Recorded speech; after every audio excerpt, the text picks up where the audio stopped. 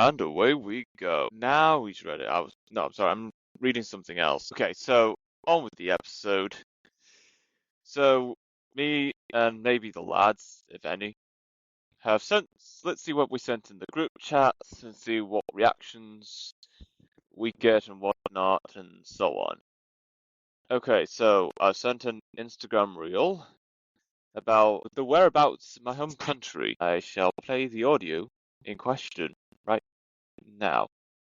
This random British guy got really tired of his town refusing to fix one of their main roads, so after getting drunk one night, he simply decided to build his own road, and it was somehow actually a huge success. You see, ever since a landslide damaged the main road leading out of Kelson, England, Mike Watts and all the other residents had to take a 14-mile detour just to get to the city. Although it normally took just 8 minutes, it was now almost an hour and a half, and since many people actually had businesses in the city, everyone was extremely frustrated. So after almost 6 months had gone by and the local council still hadn't fixed the road somehow, Mike simply decided to take matters into his own hands. While out drinking at a pub one night, he suddenly realized, what if he just built his own road right next to the main one? Although it cost $400,000 to first rent the land from a farmer and then hire people to pave everything, Mike figured if he charged around $2 to $3 per car, he would make it back in no time. So despite not even having enough money, he put his own house up as collateral. And locals ended up being so grateful that more than 100,000 cars used the Kelston Toll Road in just a few months, and locals even came from all around the world just to drive on it. Although the council was really irritated, Mike wasn't breaking any laws, so there was nothing they could do. But funny enough, literally right before Mike was about to break even, the council finally reopened their road a month ahead of schedule. And despite losing around $10,000, Mike says he has zero regrets since he was able to meet and help so many people because of it. So that's another classic case of, your local government saying they'll do stuff only to not actually do it. And of course, a guy in England, he took matters into his own hands and find a solution until something is done, or if not at all. And of course, everyone loves it. And of course, it was expensive. And he wasn't breaking any laws, so there's nothing that local councils could do about stopping his operations. And only when he was just about to break even, the council's like, okay, we're going to fix the potholes a month ahead of schedule. Well, which month ahead of schedule? Was there a month of schedule that you were not going to do, and then eventually, okay, we're going to do it? No, he's got. So yeah, it just comes to show only when local people take matters into their own hands, governments, councils, whoever's running crap, they're not going to do it because it's not something that's worth paying attention to. And now that this story is worth paying attention to for some people, that's when they started doing something. So that way, no one would use the toll road. No one would ever use the toll road anymore. The reason why the toll road even existed in the first place is because the road that was originally open, they said, oh, you can't drive through there because we're doing construction work. So that really put pressure on the council to actually do something. Madness. It's not surprising. It is madness, nonetheless. Alright, next Instagram reel I have sent to the lads in our group chat is another Instagram reel, of course, and there's text that says, watch. Woman is escorted out by police after reading a book in the school library. I don't get it. Well, what's the hubble up? Oh, let's just find out eventually. Something has to be up. Just new books. You need to get rid of the 500 filthy books that you have. I'm going to read one. If there's children in the audience, they need to leave. Ma'am, point of order, this is a public hearing. I understand that. You will not be allowed to read things that are not appropriate. Not appropriate, then why are they in your schools? His was enormous. Absolutely not, ma'am. You are now out of order. This is your first warning. One more word, you will be removed. She wrapped her hand around his Absolutely not. This is your second warning. Sliding into the small Officer, please escort this woman from the podium. Children don't have access to it. Thank you very much. That woman you see there being walked out of here simply read one of the books in the school library. Now, if it's not appropriate for a school board meeting. How is it appropriate for our children? Who on earth is going to argue with that? At least from what I've heard. If there are books, if it's not suitable for any public setting, let alone a school board meeting, what makes people think that the said material is appropriate to be read by children? Make it make sense. Now, of course, not every school that exists in the world will be like this. Thankfully, they're not like that. It's just these double standards. You're not allowed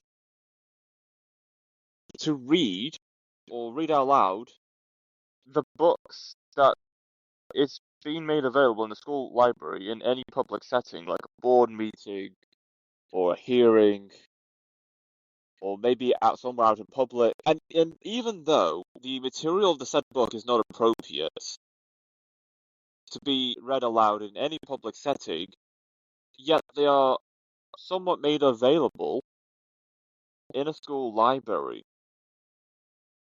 What's the logic in that? I know it shouldn't be this deep. But still, what are these people thinking?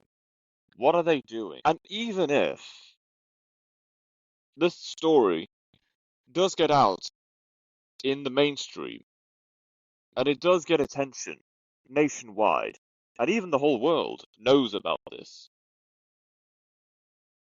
what about the school in question that started this story in the first place? What's going to be done there? Is there anything going to be done there?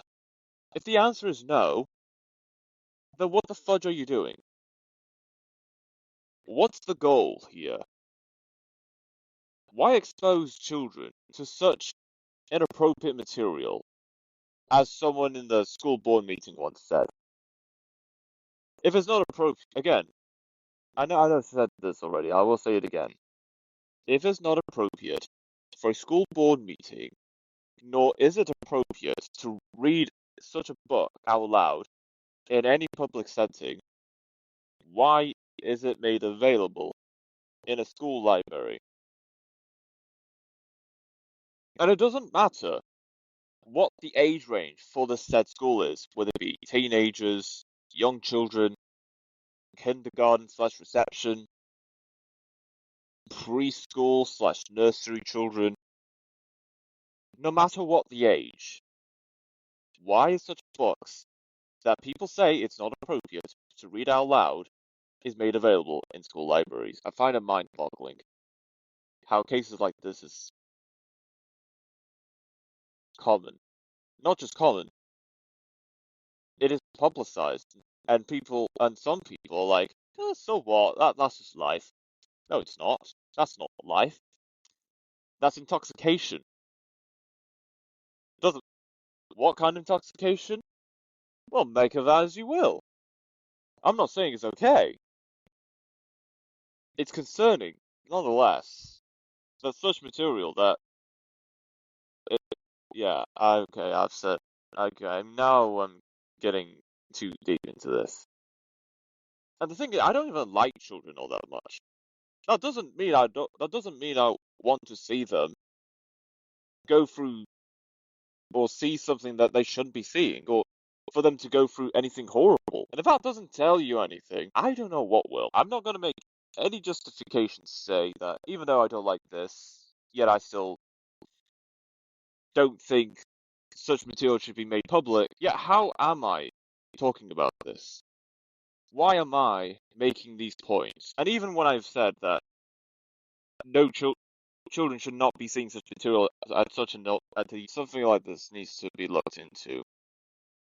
There has to be some kind of investigation. It doesn't have to be big. There has to be some form of looking into this kind of situation. If a lot of people around the world knew about what is going on in whatever this school is in the United States, then a lot of people would certainly be enraged. They would be genuinely confused to say, why are they allowing this? Why are you allowing children to see such inappropriate imagery or content? That's just me.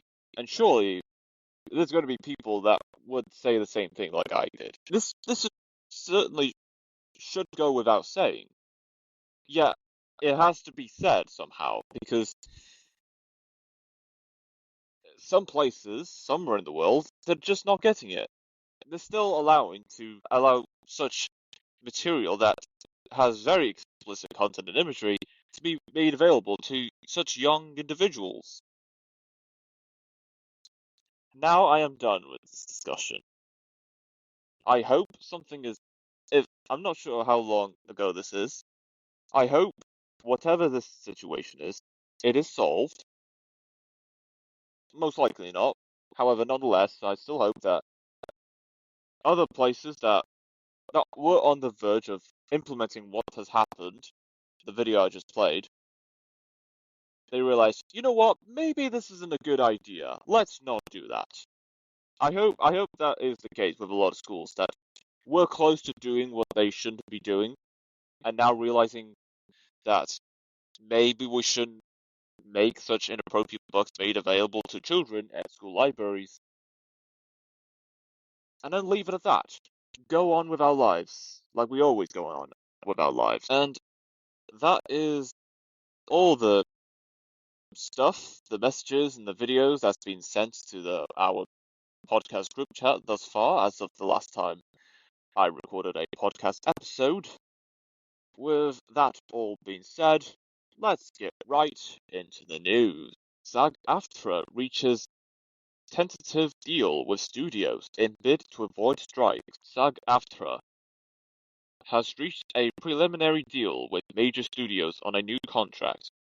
The agreement applies to film, TV, streaming, and other media, affecting around 160,000 entertainment professionals. Terms of the deal will remain undisclosed until reviewed by the SAG-AFTRA National Board. Yeah, I heard a while ago about the starting of these strikes, and I know the aforementioned strikes that I last heard of would have concluded by now, and I'd assume more SAG-AFTRA related strikes would have also taken place after that since, and maybe up until now, it's been quite recently that the most recent strikes would have already concluded, not because of this deal. It is down to the fact that, well, to be honest, I'm not too sure about this, or what other reasons there could be.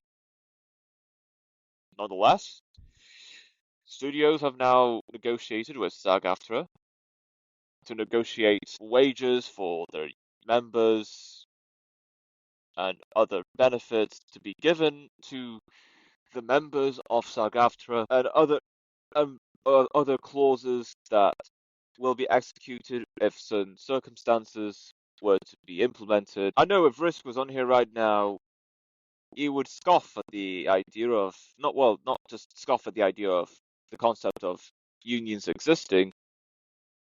He will certainly have something to say about unions just striking in general, because people pay too much. The wage is high enough as it is. They don't need any more money. Then again, cost of living is a thing, and it's somewhat on the rise. And I'm not just gonna try to play devil's advocate with one side or the other. Inflation is quite the pain in the bum, that's for sure. And it will have some impact with costs on goods, services, rent, and even has an impact on how much we're being paid for our work.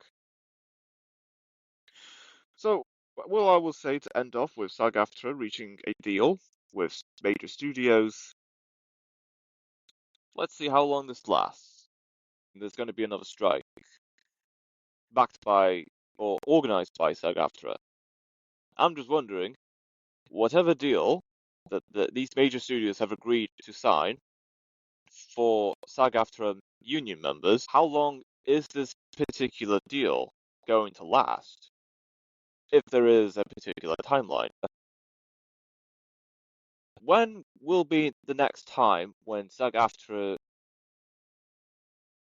higher-ups meet up again with major studios to renegotiate another deal? How long will the next set of strikes be going on for until, again, another set of negotiations with union member pay, wages, and other benefits are to be implemented? Just as a way to entice. By the time that this transfer window concludes, by the time the deal is signed, the player then goes for a medical check to ensure that these players are fit enough to play for the club that they just signed for. And then once they pass the medical,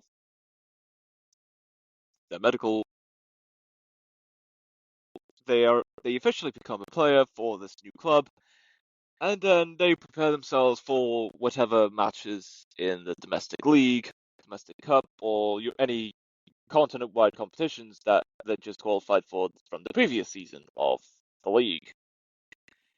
Now, what would happen if the soccer football players don't get the deal that they want for the club they want to play for? You just find another club to play for.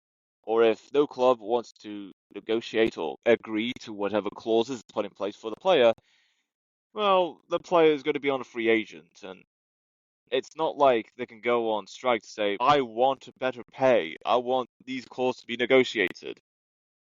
These clubs, soccer football clubs, they're just going to find another player that could just fill in for whatever outfield position or whatever goalkeeper that would be available to fill in for those positions. Now, of course, there are differences with SAG-AFTRA, which is the point I'm making.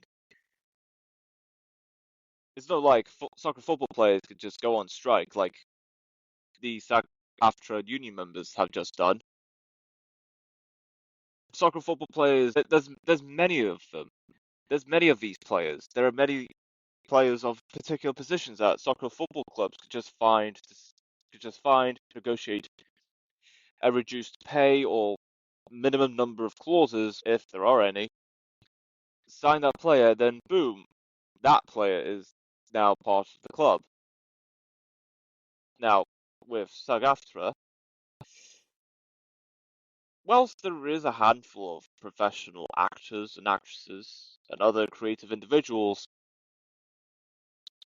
the pool for such number of actors, actresses, creative individuals, producers, directors, and etc. There's a much smaller creative pool as there is than it is the pool for professional sports players, for athletes, for particular sports. So of course, if studios want to get actors or actresses to be in their movies or shows, and these actors or actresses are signed with SAG-AFTRA, then of course, now studios don't have to negotiate something with SAG-AFTRA, yet if a lot of the big name celebrities are signed with SAG-AFTRA, that put these studios between a rock and a hard place. They don't have much of a choice. If they really want to get the best of the best, and the majority of the best are with SAG-AFTRA, then of course the studios are going to have to negotiate with SAG-AFTRA. Negotiating on not just the pay for the actors, actresses, and other creatives, also the clauses, the benefits that comes with working with these studios, if upon request there is to be something provided. And also any leeway to say, if anything goes horribly wrong, what's the strategy? What is the exit plan? Well, not just for the studios, but for the actors, actresses, and other creatives that are members of SAG-AFTRA. And what would happen if studios at any point violates any terms of their contract? What are the legal repercussions and the legal costs that comes with the court cases to say that studio has broken a promise? There has to be something done. this is the price they have to pay. And then they pay the price, then whatever happens with the studio, they get themselves on hot water if the cost of the legal case makes up a huge share of whatever the profit or revenue margins for the studio in question, or maybe this studio is one of the biggest names. They're making so much money they can just pay literal pennies for whatever legal case. They just go on and say, you know what? I don't want any SAG-AFTRA actors or actresses in our movies anymore. We could just find anyone that are willing to work for whatever pay we provide them. And then it's from that point, hypothetically, that it will happen. If that scenario where studios don't want anything to do with SAG-AFTRA, they could just find other actors or actresses to be in their movies for whatever pay that the studio in question wants to. What happens to the filming and entertainment industry, not just in Los Angeles or Hollywood, where a lot of the movies in America are produced? I'm talking about pay made by studios anywhere in the United States. Could there be a shift in terms of the locations where these filming projects and movies and televisions are being produced? They go to other US states, like maybe somewhere in Georgia, Alaska, Florida, of all places, perhaps. Of course, New York is a place to go for theatrical productions. I'm not sure if SAG-AFTRA covers that. I'd assume they would, and they should, in my opinion. And I have heard couple weeks ago that there are now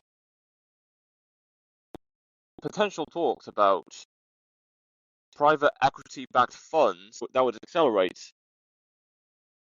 the provision and the accommodation of media-related opportunities, jobs, and projects within a given city or nationwide subdivision, where instead of having to ask studios to come over to their country or subdivision to make a movie and in return they get a tax break, instead there are talks about private equity funds being set up, made specifically and designed to incentivize local media jobs and opportunities within said city or national subdivision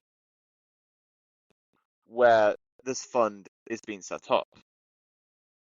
I know for sure at some point in the future that is the way to go for new movies and shows and other documentaries to be produced, to be made elsewhere, anywhere in the world, outside of LA, outside of London, outside of any country's capital city, where a lot of jobs are being produced anyway. And I'm been talking a lot on one story about SAG-AFTRA and studios and deals with studios.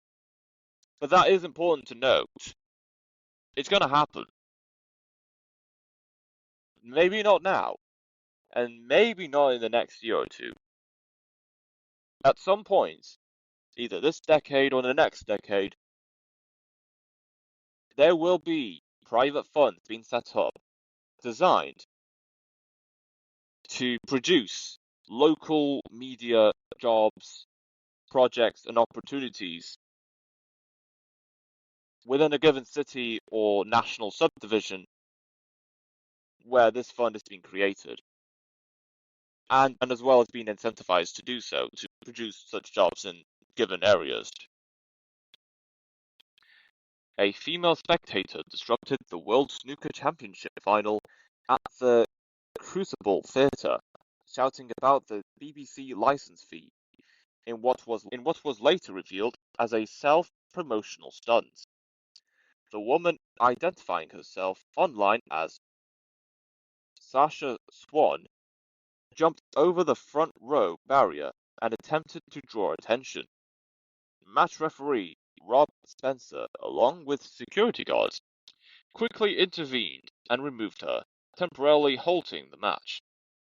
Finalists Shaun Murphy and Wu Yizhi were left visibly confused as the third frame was interrupted. Second crowd disruption at the venue within 24 hours. Well, what on earth was the first crowd disruption at the same venue? What was even going on in that venue? Of course, I know that someone was protesting BBC's license fee, TV license for sure. What was the first time that someone disrupted the snooker championship final? I think this is more of a question about venue security rather than the actual protest that actually happened. And I will get to the BBC license fee eventually. How on earth had there been 2 interruptions within a small venue? Even if someone did interrupt, how long did it even take for the security guards to even actually stop these people from projecting their message further that they want to get across to other people watching? I'm just wondering. See, again, this is more of a question about venue-wide security than the protest that actually happened in the venue in question. I think the venue needs to really work on their security and actually pinpointing if anyone was ever going to provoke any messaging or interrupt any events that was going on in the event within the venue. And now onto the BBC TV license. Of course, I know that money is what makes the world go round, and to run the BBC with their programs, then they're not cheap. They are not cheap whatsoever. On the other hand, I know if Risk 11 was on here, he would say the same thing. If people are not watching the BBC, what's the point in them paying for a TV license? Last time I remember, and I know this mostly well, if you're paying for a TV license, it is either to watch live programming on your television or to watch any programs made by the BBC. That is at least my rough understanding. Shadowminer actually talked to me about what on earth is a TV license? And I had to explain to him what that TV license was. Like, TV license is when you have to pay a fee yearly to the government when you want to watch live television on your TV, as well as any programs produced by the BBC. Except for listening to any radio content made by the BBC. You don't have to pay TV license on BBC radio content. It's just BBC televised programming, as well as live television on your TV that you watch. That's what I understand of the TV license. And again, I will say again, if there isn't anyone in the UK that either watches programs by the BBC, nor do they watch live television on their TV at home, what's the point of paying the TV license? And of course, there are people that don't want to pay for the TV license. I don't blame them. I'm not going to argue with that. If there's no point paying for something if you're not going to use it whatsoever. And here's the thing. Knowing how many people are cancelling their TV license, because not just because of people in the UK not wanting to watch anything by the BBC, not many people are watching live television anymore. A lot of people are going to be going onto YouTube, watching content on social media, or watching programs on streaming services. Again, which isn't produced live. Most of what you see on streaming services are not put out live a lot of the time. Just knowing that, why would people in the UK would pay for a TV license if they're not watching any programs live, nor are they watching anything produced by the BBC? And if people are now saying, I'm not paying for my TV license anymore, and the BBC is making most of their money out of the TV license, how are the BBC going to get their money? How are they going to continue funding their programs, the news, and the content for television and the movies that the BBC produces? How are the BBC going to continue with such projects if how much they are receiving from the TV license is reducing because people in the UK are not wanting to pay for the TV license? And this isn't a conspiracy theory. This isn't a rumor. This has been discussed many times before.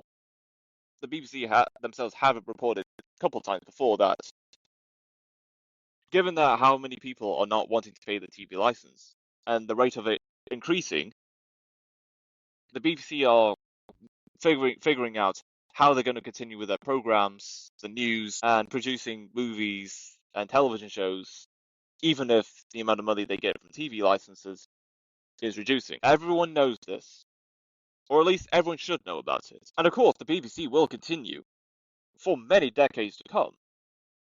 To what extent the BBC will exist, that is a very good question. It's a very interesting and very valid hypothetical. Again, the BBC will continue to exist, and of course I know the BBC will be making their profits and revenue to keep their programs going from other things outside of the TV license.